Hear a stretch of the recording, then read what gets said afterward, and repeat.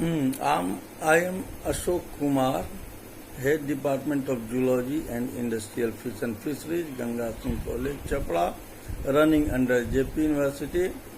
In my first lecture of preservation of gamete, I had already explained the preparation of extenders for diluting the milk, and now today I am going to deal with the preparation of diluent.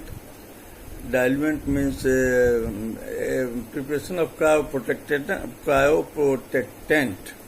Cryoprotectant is a chemical which is formed by DMSO and glycerol. DMSO means dimethyl sulfoxide, and a combination of DMSO and glycerol in a definite proportion. The cryoprotectant means those which protects the spermatozoa from the chilling injury. That is cryoprotectant. This cryoprotectant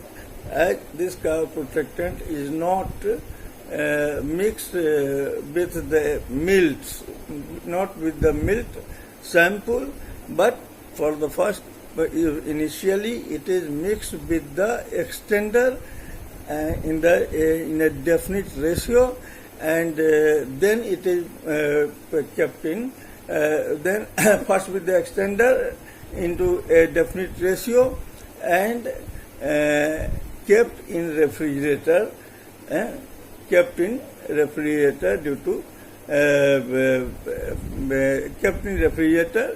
Due to its exothermic reaction. The ratio of external and the ratio of extender and cryoprotectant. That is, cryoprotectant is a mixture of DMSO and glycerol. So which are the different extender and the ratio of extender and cryoprotectant is mentioned below. I am mentioning it is of three types. First is glycerol 10 ml, DMSO dimethyl sulfoxide 5 ml, glycerol 10 ml, glycerol 10 ml, DMSO 5 ml, then it is 15 ml, and total becomes 15 ml, and it is mixed with the extender 90 ml. 90 ml extender, 10 ml glycerol, DMSO 5 ml. Second is glycerol 10 ml, DMSO 8 ml, DMSO 8 ml, glycerol 10 ml, DMSO 8 ml, and extender 90 ml. And then DSO, and then third is only DMSO with extender, DMSO 15 ml and extender 65 ml. This is the working ratio of milk, and now the working ratio of milk and diluent as it is formed by the cryoprotectant and extender, दो के द्वारा हुआ, इसीलिए इसे अब diluent कहते हैं. DMSO glycerol एक हुआ, दूसरा एक्सटेंडर हुआ, दोनों के मिलने की वजह से यह डाइल्यूएंट कहलाता है. तो यह जो है मिल्क और डाइल्यूएंट का रेशियो है, वो मिल्क का 1 होगा तो डाइल्यूएंट का 4 होगा. इसीलिए 1:4 रेशियो में यह मिल्क होना चाहिए. इक्विलिब्रेशन जो है, it is the time interval between mixing the milk in the diluent. Diluent जो हम लोग बनाए हैं, डाइल्यूएंट बना है क्रायोप्रोटेक्टेंट का और एक्सटेंडर के मिलने से डाइल्यूएंट बना. तो अब इस डाइल्यूएंट बना, अब यह जो है, यह इक्विलिब्रेशन जो है, यह time interval between mixing the milt in diluent. अब हम डायरेक्ट, इससे पहले भी हम लोगों ने किया था, हमने बतलाया था कि डायरेक्ट क्रायो प्रोटेक्टेंट में मिल्ट सैंपल को नहीं डाला जाएगा, यह सिर्फ डाला जाएगा डाइल्यूएंट में, मतलब एक्सटेंडर और क्रायो प्रोटेक्टेंट के मिक्सचर में, तब ये मिल्ट मिलाया जाएगा। So it is the equilibration it is the time interval between mixing the malt in the diluent and इसको पहले हम लोग मिल्ट को जो है डाइल्यूएंट में डाल दिए। Now it is kept in liquid nitrogen, now putting the mixture into liquid nitrogen, this is equilibration time. अगर इक्विलिब्रेशन टाइम अगर ज्यादा हो गया, if it is more, then fertility will be less because it is cryoprotectant becomes toxic। इसीलिए ये ज्यादा नहीं होना चाहिए। इन द प्रेजेंट प्रोटोकॉल इस अभी के समय में यह 45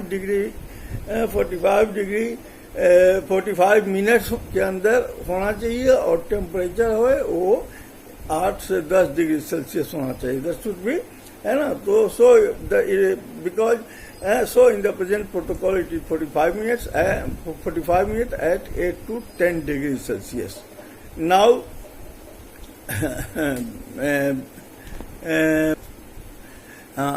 now अब एम्पुलिंग हम लोग करते हैं। एम्पुलिंग मतलब जो एम्पुल हुआ करता है वो तैयार करते हैं। फर्स्ट ऑफ ऑल, इससे पहले हम लोग मिल्ट को मिक्स्ड डाइल्यूएंट में डालकर उसको लिक्विड नाइट्रोजन में डाल दिए थे।